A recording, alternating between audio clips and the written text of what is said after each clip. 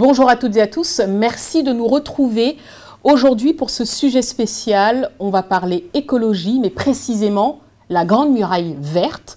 Peut-on parler d'une utopie ou d'une réelle avancée? Alors on entend parler effectivement de pousses de végétation pour faire reculer le désert. Il paraît qu'au Sénégal, des chercheurs travaillent là-dessus. C'est le sujet du jour. Je reçois pour cela M. Gilles Boetch, que j'ai déjà reçu sur ce plateau. Et puis, par Zoom, nous aurons également le professeur Aliou Guissé qui sera avec nous pour débattre de cette grande muraille verte. Mais avant que l'on commence à débattre, ce qui est important quand même de rappeler, messieurs, c'est de rappeler vos titres. Je rappelle, Gilles Boetch, que vous êtes directeur de recherche au CNRS, anthropobiologiste, et que vous dirigez également l'unité mixte internationale environnement, santé, société à Dakar. Je dirigeais. Que vous dirigiez, pardon, au passé.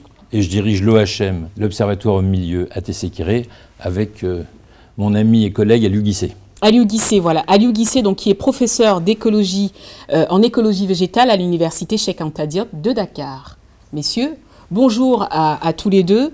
D'abord, Gilles, je rappelle que ça fait des années que vous travaillez sur le projet de la Grande Muraille Verte et que là, depuis le début de l'année, on entend plutôt parler d'un autre terme, le colonialisme vert. Alors on est un peu perdu. En préparant cette émission, je dois vous avouer qu'on ne savait pas du tout de quoi il s'agissait. On ne savait même pas qu'il y avait une initiative justement mise en place par l'Union africaine pour essayer de repousser le désert. Est-ce que vous pouvez commencer par nous parler de la genèse de ce projet ? Alors, ce projet, d'abord, le grand intérêt qu'il a, c'est que c'est un projet complètement africain. Ce n'est pas l'Europe, ce n'est pas les Nations Unies qui ont décidé de lutter contre la désertification. C'est les pays africains eux-mêmes. Donc les 11 pays du Sahel ont décidé de construire un projet de forêt pour empêcher la désertification. Et pas empêcher les dunes d'avancer, c'est pas comme ça que ça marche. Alors parler de colonialisme vert, à mon avis, c'est pas tout à fait à propos, parce que ça se passe pas comme ça, puisque je vous dis, ça vient des États africains eux-mêmes. De plus, les populations locales sont extrêmement impliquées dedans.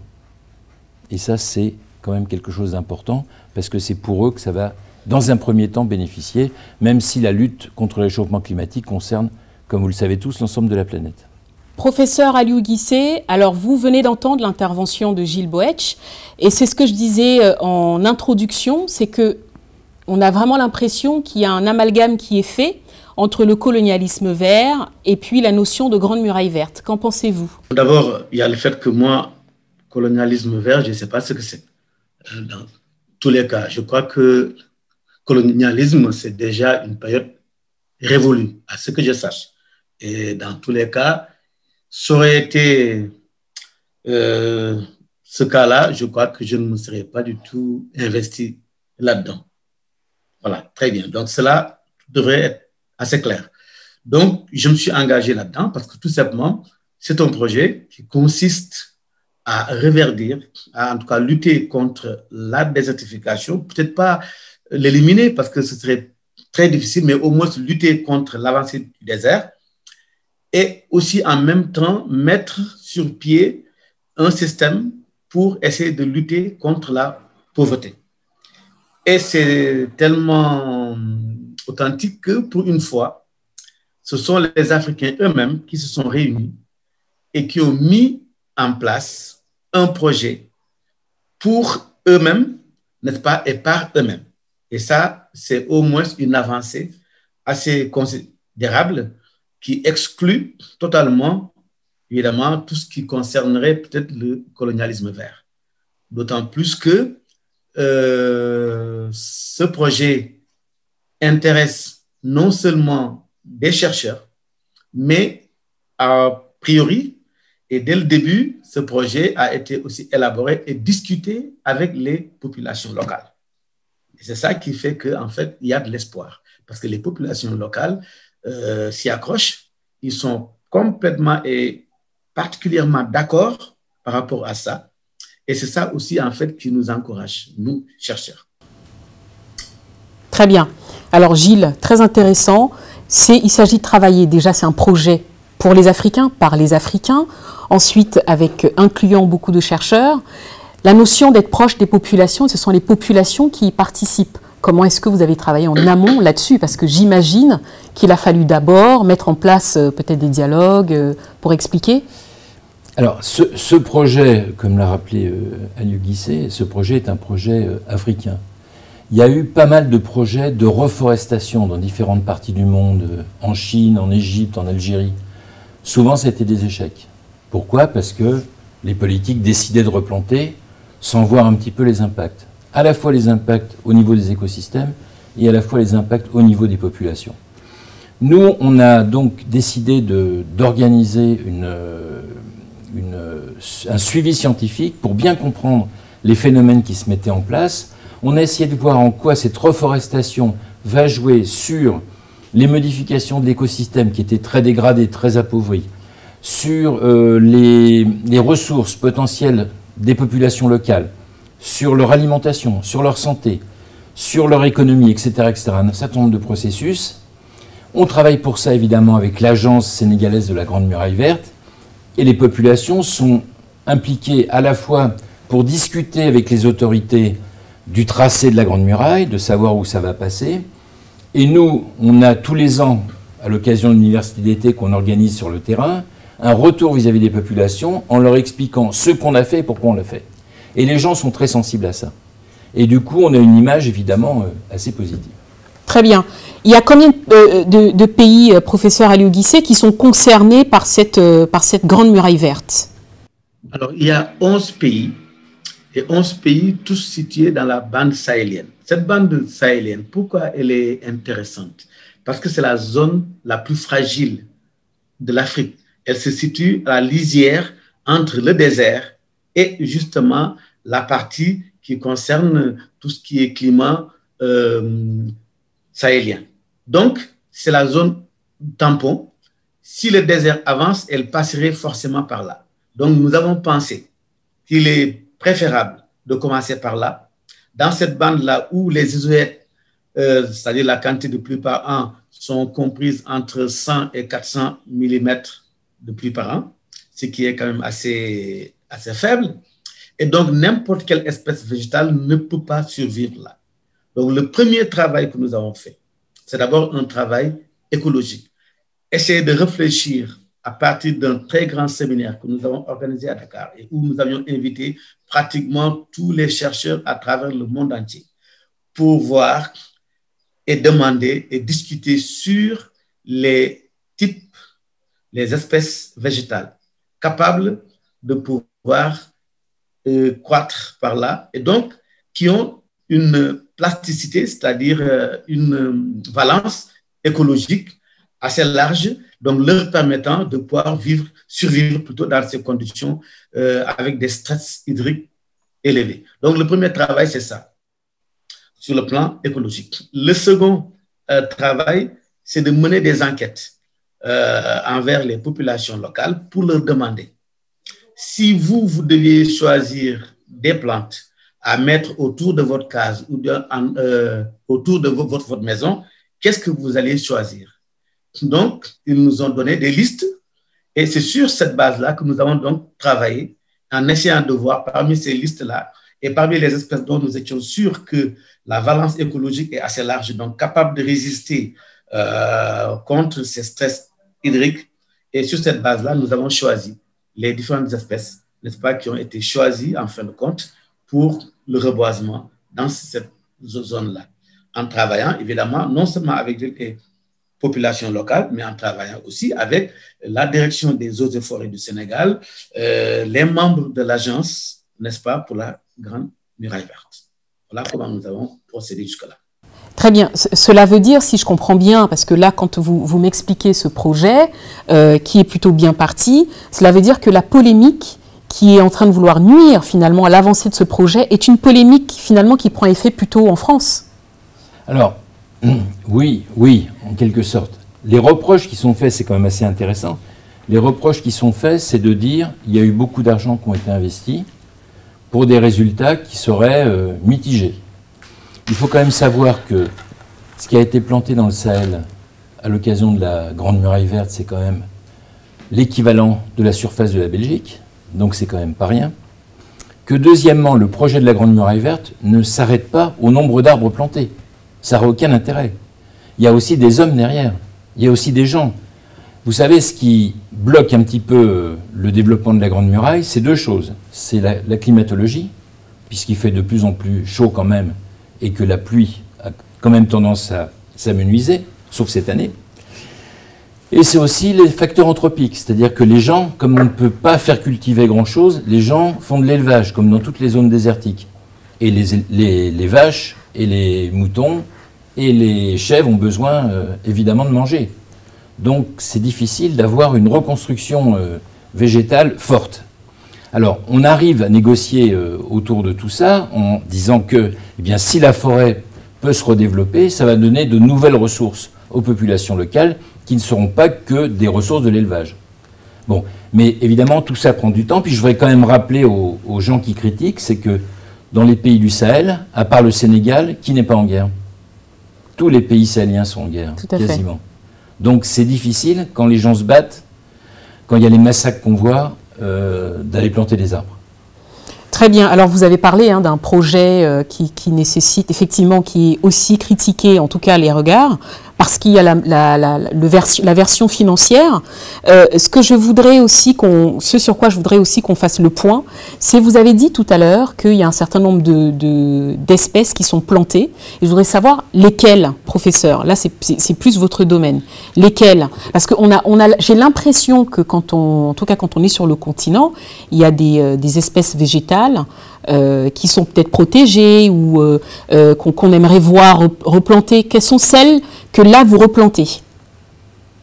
Alors, et donc les espèces prioritairement qui ont été choisies, c'est l'espèce qu'on appelle l'acacia sénégal, qui est donc cette espèce qui donne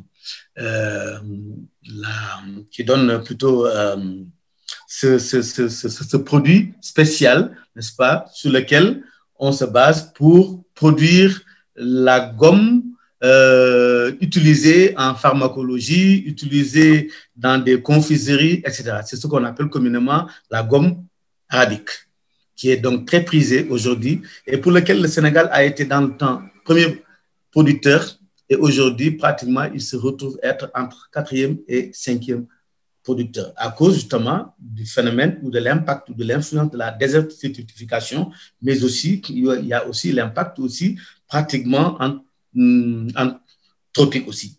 Alors, d'autres espèces aussi sont là, mais on se rend compte que pour chaque espèce, une fois que l'acceptation a été faite par les populations locales, nous avons essayé aussi de comprendre et de chercher en fait. S'ils ont dit que cette espèce était alimentaire, médicinale ou bien cosmétique, nous, scientifiques, nous nous sommes donnés aussi pour mission de voir, en fait, qu'est-ce que ces espèces renferment au point de vue composition biochimique pour pouvoir expliquer l'intérêt. Donc, il y a, je disais, l'acacia sénégal, il y a le balanites, qui est le dattier du désert, il y a le Ziziphus mauritiana, qui est le jujubier, il y a des espèces comme l'acacia radiana, l'acacia séal, etc. Mais disons que ce qu'on a déjà obtenu comme résultat scientifique dans ces recherches-là, je commencerai déjà par l'acacia sénégal, j'ai dit, qui donne donc la gomme arabique et qu'on appelle communément le gommier. On s'est rendu compte que la gomme arabique est un des rares produits qui ne présente aucune allergène. C'est-à-dire qu'il n'y a pas de processus d'allergène. C'est-à-dire qu'il est acceptable par l'organisme naturellement et donc les gens traditionnellement l'utilisaient déjà dans leur alimentation et l'utilisaient aussi en médecine comme ils l'utilisaient aussi en cosmétique.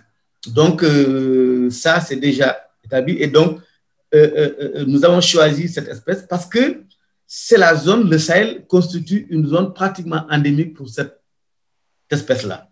L'autre espèce intéressante, c'est le balanites aegyptiaca, le daké du désert. Nous avons aussi mené un certain nombre de travaux là-dessus et nous nous sommes rendus compte que cette espèce produit des fruits qui pratiquement sont utilisés traditionnellement par les trois principales ethnies qui sont là, les Wolofs, les Peuls et les Maures.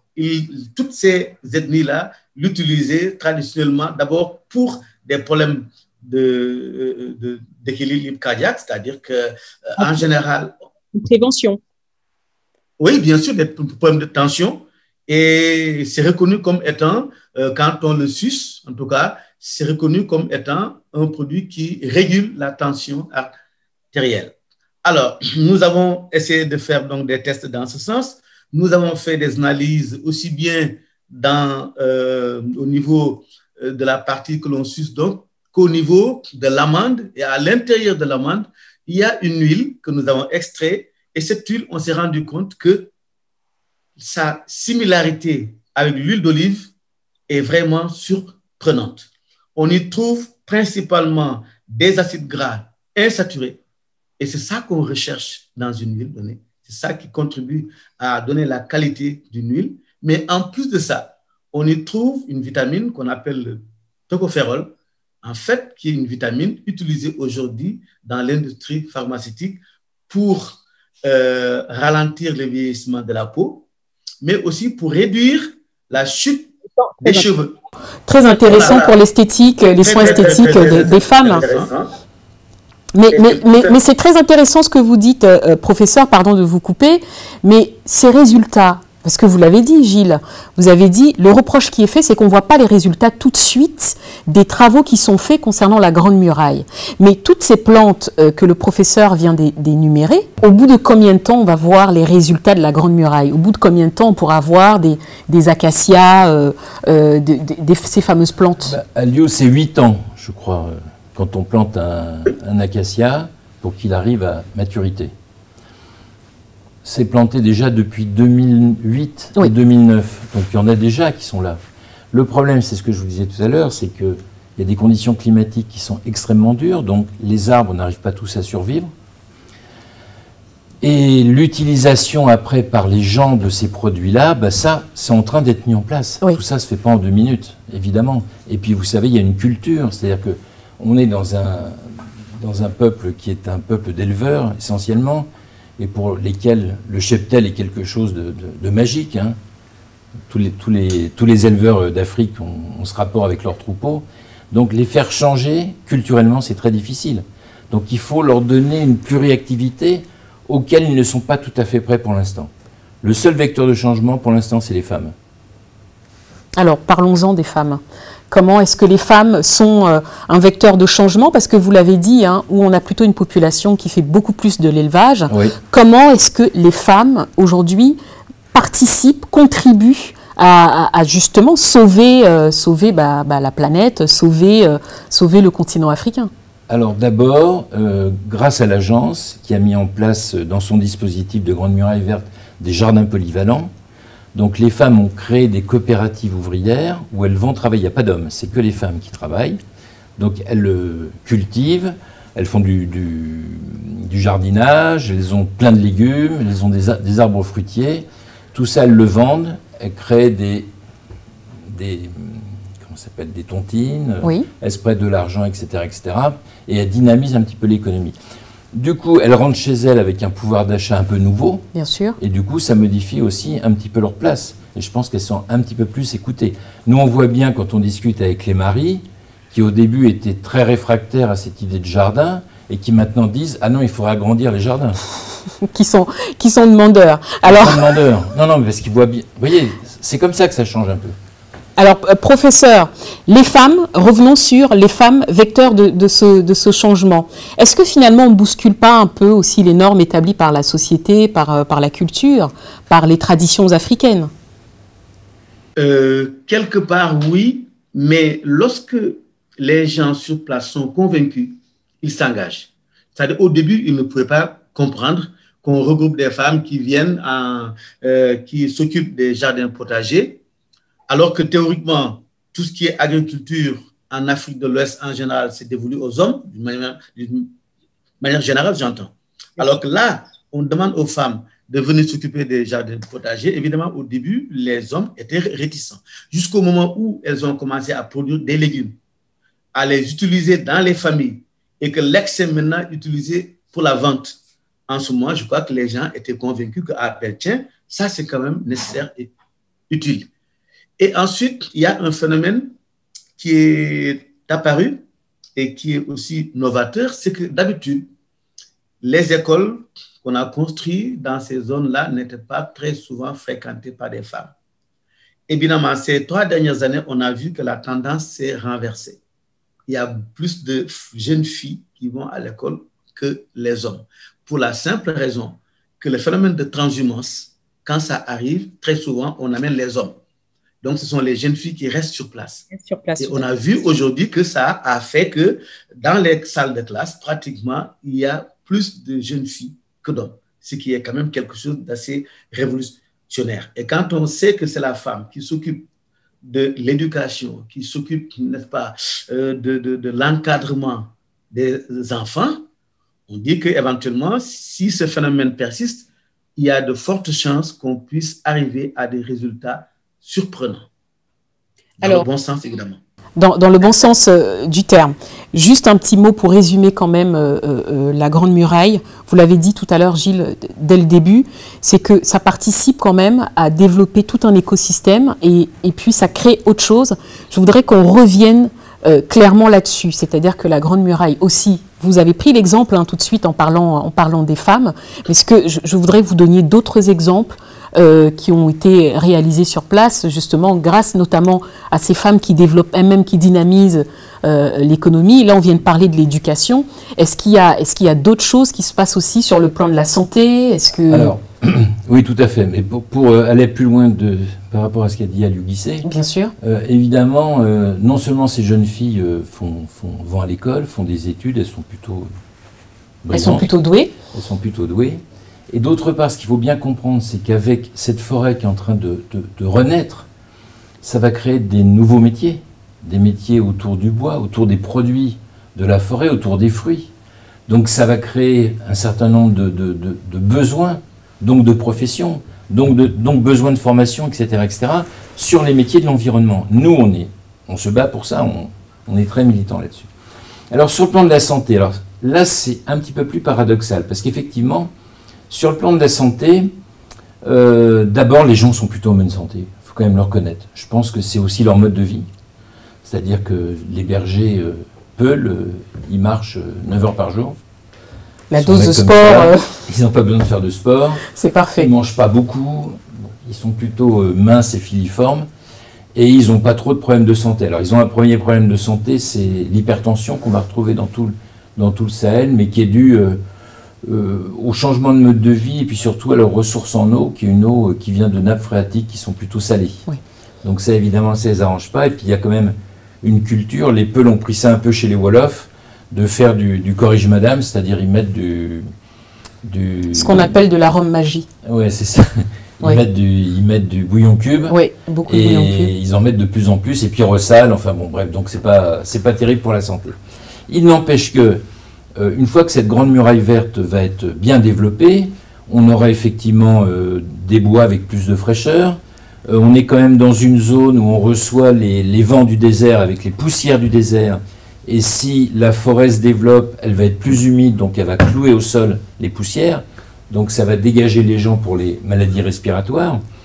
La forêt va aussi leur donner de nouvelles ressources, y compris alimentaires, en termes de vitamines, etc.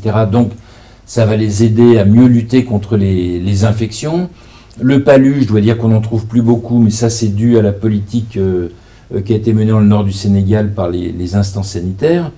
Donc finalement, dans cette zone-là, on est plutôt bien. Peut-être que si le milieu redevient trop humide, eh ben, on aura de nouveau des maladies vectorielles, hein, palu et autres, mais pour l'instant, c'est pas le cas. Donc du point de vue santé, c'est plutôt bien et ça pourrait être mieux. Très bien. Alors, qu'est-ce qu'on peut... Là, on arrive bientôt à la fin de cette super entretien. On a appris, très intéressant. Comment est-ce qu'on peut participer à ce projet de Grande Muraille, professeur? Alors, avant déjà de voir comment on peut participer, on va voir déjà, Gilles a parlé d'un certain nombre de résultats au point de vue de la santé, au point de vue... Mais ces résultats-là, nous les avons déjà observés en suivant la dynamique des plantes. On s'est rendu compte effectivement que le milieu devient de plus en plus complexe par rapport donc, à l'évolution. C'est-à-dire que les zones qui ont été plantées, qui ont été protégées, reboisées, évidemment, on sent qu'il y a une diversité biologique qui augmente, aussi bien au point de vue de la végétation qu'au point de vue des insectes, des oiseaux. On a remarqué des oiseaux qui existaient là et dont on nous racontait, nous pensions que c'était une légende. On a revu des oiseaux qui sont réapparus. Il y a aussi les insectes qui sont de plus en plus nombreux parce qu'il y a des interactions, puisque ces oiseaux-là, il y en a qui sont granivores, comme il y en a qui sont insectivores. Donc, effectivement, puisque le milieu se complexifie de plus en plus, évidemment, les espèces aussi qui utilisent ce milieu sont de plus en plus nombreux, ce qui donc accroît à tout point de vue la biodiversité en tant que telle. Et c'est valable aussi au niveau des grands mammifères. Alors, pour participer, évidemment, nous avons plusieurs formes de participation. Avant, nous organisions des campagnes de reboisement avec des étudiants ou des gens qui viennent d'un peu partout. Là, par exemple, il y a eu des journées dédiées aux députés. Par exemple, on nous dit que bon, l'Assemblée nationale participe à sa façon. Ils vont envoyer les députés, ils vont venir en masse pour faire ne serait-ce qu'une journée de reboisement. On a eu des campagnes qui avaient été assurées par l'armée nationale et même l'armée française a participé. On voit aussi des étudiants ou des élèves qui viennent des écoles à l'intérieur du pays, des régions qui n'ont rien à voir avec le Sahel, par exemple, qui viennent de la Casamance, oui, qui viennent passer quelques semaines pour reboiser. Voilà donc, de manière générale, ce que nous essayons d'encourager pour aussi accentuer un tout petit peu la conscience nationale, surtout que les jeunes prennent une conscience sur l'intérêt, n'est-ce pas, de préserver ou de sauvegarder leur environnement. Et ça, je pense que s'il n'y avait que ça, rien que ça, moi, je pense que ça vaudrait la peine de s'investir au niveau de la Grande Muraille Verte. On s'est rendu aussi compte que les étudiants qui participent à ces campagnes-là, ils reviennent de là avec une conscience très aiguë parce qu'ils se rendent compte que, mais dis donc, au Sénégal ou en Afrique, en fait, ils ne se rendaient pas compte qu'il y avait des gens qui menaient une vie aussi dure. Et du coup, ça leur montre que quelque part, ce sont des privilégiés. Et ça leur donne un autre point de vue, n'est-ce pas, de manière générale. Merci beaucoup, professeur. Je rappelle que vous nous avez accordé cette interview. Vous êtes à Dakar, il me semble, c'est bien ça. Vous êtes à Dakar et vous allez prendre la route pour aller vous ressourcer à la campagne, à Thiès. Vous allez aller vous ressourcer à Thiès. Merci encore. On a été ravis de vous avoir dans cette émission. Merci beaucoup d'avoir apporté effectivement des éléments de réponse concernant la Grande Muraille Verte. Je vais vous dire à bientôt et puis nous allons continuer avec Gilles. Mais avant, je vais proposer donc que l'on écoute, parce qu'en préparant cette émission, comme je vous ai dit, on a choisi d'aller regarder un peu sur Google ce que voulait dire le colonialisme vert. On a eu du mal, on a eu beaucoup d'informations et surtout, le terme qui a retenu l'attention de Rachel, c'est le colonialisme vert. On l'a déjà utilisé dans la première partie de cette émission. Mais du coup, Rachel, qu'avez-vous trouvé? Qu'est-ce que c'est le colonialisme vert?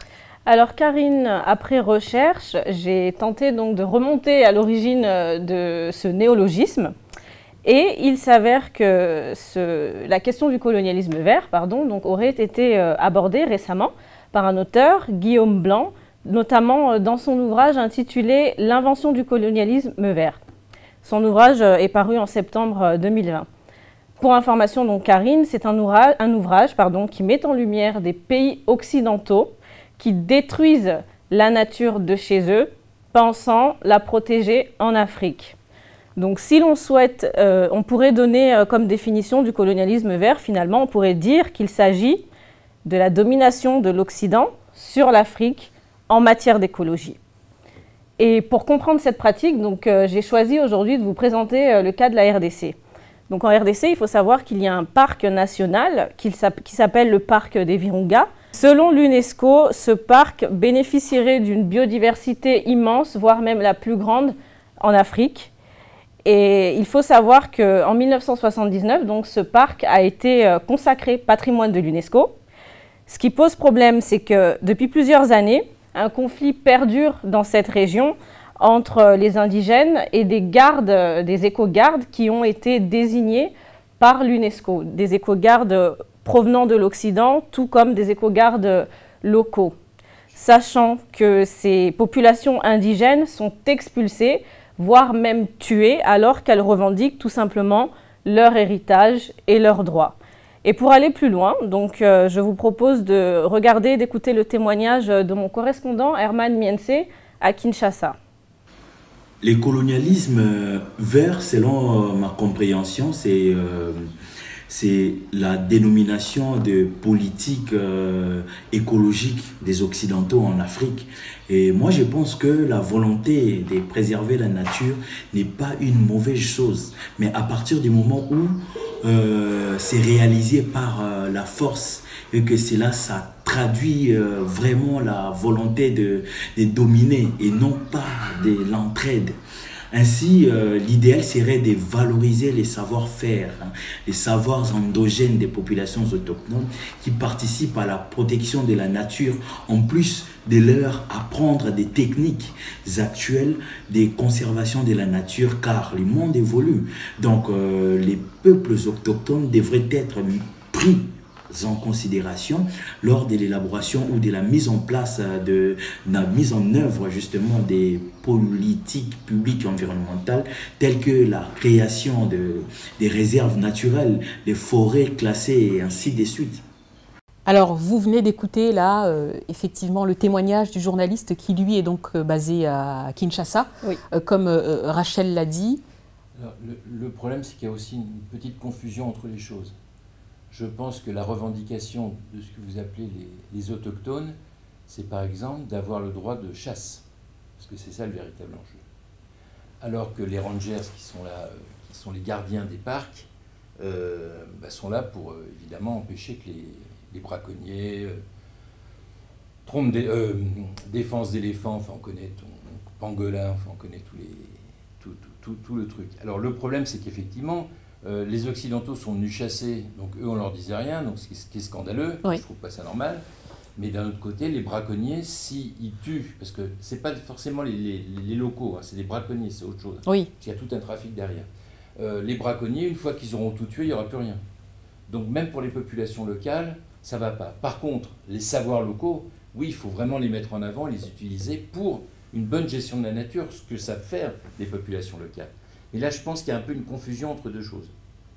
Alors, Rachel, vous nous avez dit que le correspondant était basé en RDC. Exactement. Et alors, comment il a réagi quand vous lui avez parlé de ce terme, de ce néologisme? Est-ce qu'il avait déjà entendu parler ou pas du tout? Alors oui, effectivement, il en avait déjà entendu parler. Et donc, après échange avec lui, il a soutenu donc, les propos que vous venez d'entendre, à savoir impliquer les populations dans le déploiement de ces politiques environnementales écologiques, plutôt que de les expulser et de les tuer. Bien sûr. Merci beaucoup, Rachel. Un petit mot peut-être, Gilles, pour conclure. Maintenant, là, on a parlé avec le professeur Aliou Guissé, qui, lui, est au Sénégal, qui est sénégalais. On a bien sûr, hélas, vous êtes en France compte tenu du contexte sanitaire. On a bien compris que la Grande Muraille concernait plusieurs pays africains. Ceux-ci sont-ils impliqués? Comment s'impliquent-ils? Alors, comme je vous ai dit, il y a évidemment le problème des conflits armés qui sillonnent le Sahel. Nous, ce qu'on souhaiterait avec mon collègue Aliou Guissé, c'est qu'effectivement, les jeunes étudiants et nos collègues des autres pays s'impliquent aussi dans ce projet. Parce qu'évidemment, si on a une communauté scientifique très forte et très structurée, ça aidera les choses à se débloquer. On n'arrêtera pas la guerre, il ne faut pas rêver. Bien sûr. Mais ça aidera les choses à se débloquer. Donc c'est un appel qu'on fait. Et puis d'autre part, il y a des étudiants français qui vont faire des masters, etc. sur le terrain. Mais évidemment, ce n'est pas qu'un problème, même pas africain, c'est un problème mondial. Parce que la désertification, vous le savez tous, ça ne touche pas que l'Afrique. Bien sûr. L'Afrique est en première ligne, mais le Brésil touche, la Chine touche, tous les pays du monde vont toucher. Et si on augmente, comme j'ai lu, de 3,5 degrés, on va faire du vignoble en Alaska. Hein. Donc il faut quand même être conscient des choses. Et cette action, cette Grande Muraille, c'est un exemple. Et il faut vraiment que ce soit imité et adapté aux situations locales. Très bien. Merci beaucoup. Merci encore d'avoir pris le temps. Merci beaucoup à Rachel, merci à toute mon équipe qui m'a aidé à préparer cette émission. Merci à vous, chers téléspectateurs. Merci de nous suivre tous les samedis, mais également sur les réseaux sociaux.